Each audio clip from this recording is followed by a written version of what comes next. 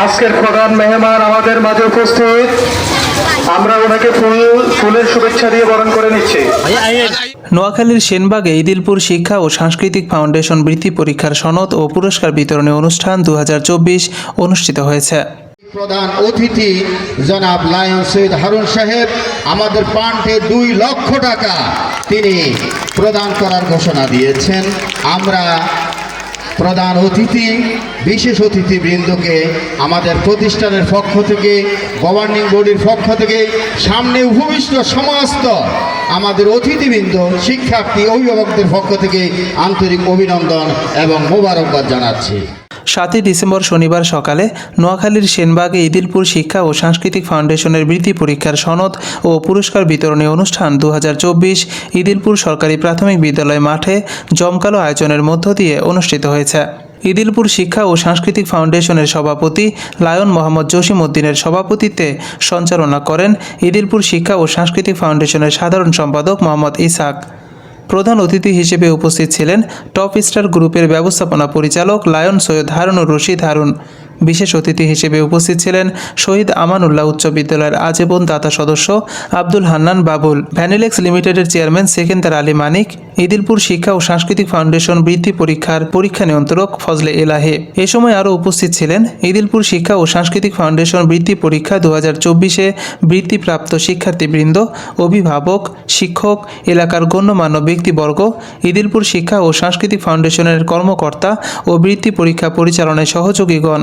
এই সময় বক্তব্য রাখেন টপ স্টার গ্রুপের ব্যবস্থাপনা পরিচালক লায়ন সৈয়দ হারুনুর রশিদ হারুন। তিনি বলেন, এমন পর্যায়ে নিয়ে গেছে, এখন কিন্তু ক্লাসের কোনো প্রতিযোগিতা নাই। ক্লাসের কে প্রথম হয়, এসএসসি পরীক্ষা কে স্ট্যান্ড করে, কে স্টার পায়, কে প্রথম বিভাগ পায়, দ্বিতীয়, ওইভাবে আর নাই। অর্থাৎ নাম্বারের যে প্রতিযোগিতা, সেই প্রতিযোগিতাটা উঠিয়ে দিয়েছে।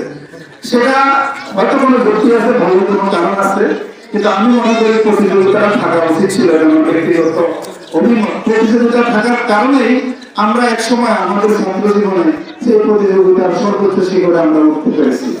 এখন কিন্তু এই সুযোগ নাই যে বাংলাদেশের যত ছাত্রছাত্রী এসএসসি পরীক্ষা দেয় তাদের মধ্যে সবচেয়ে বেশি নাম্বার কে হয়, 1 নম্বর কে হয় আমরা জানি না। সেন্টারে ফার্স্ট কে হয়, এটা এখন আমার মনে হয় এখন জানার সেই সুযোগ থাকে না। যাই হোক, শিক্ষা ব্যবস্থা নানান কারণে ধ্বংস হয়ে গেছে। তার মধ্যে অন্যতম একটা কারণ আমি বলবো, এবং আমি জোর দিয়ে বলবো, 35 রাষ্ট্র কখনোই আমাদের উন্নতি চাইনি। আমরা মনে করি যে 1971 সালে বাংলাদেশ স্বাধীন হয়েছে। আমি সবার সাথে একমত, বাংলাদেশ আলাদা হয়েছে, স্বাধীন হয় না 71।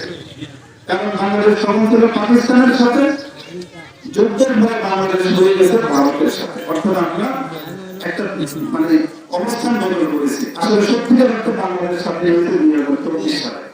এখন আমরা ভারতের অংশ না, এখন আমরা পাকিস্তানের অংশ না, এখন আমরা আমাদের বাংলাদেশ আমাদের এই কথাটা এখন বলতে পারি।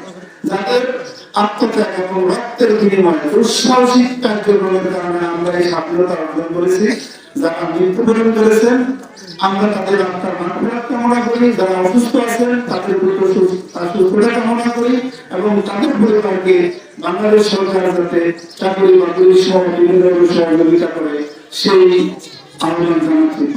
উক্ত অনুষ্ঠানে শিক্ষার্থীদের মাঝে ইদিলপুর শিক্ষা ও সাংস্কৃতিক ফাউন্ডেশন বৃত্তি পরীক্ষার সনদ ও পুরস্কার বিতরণ করা হয়।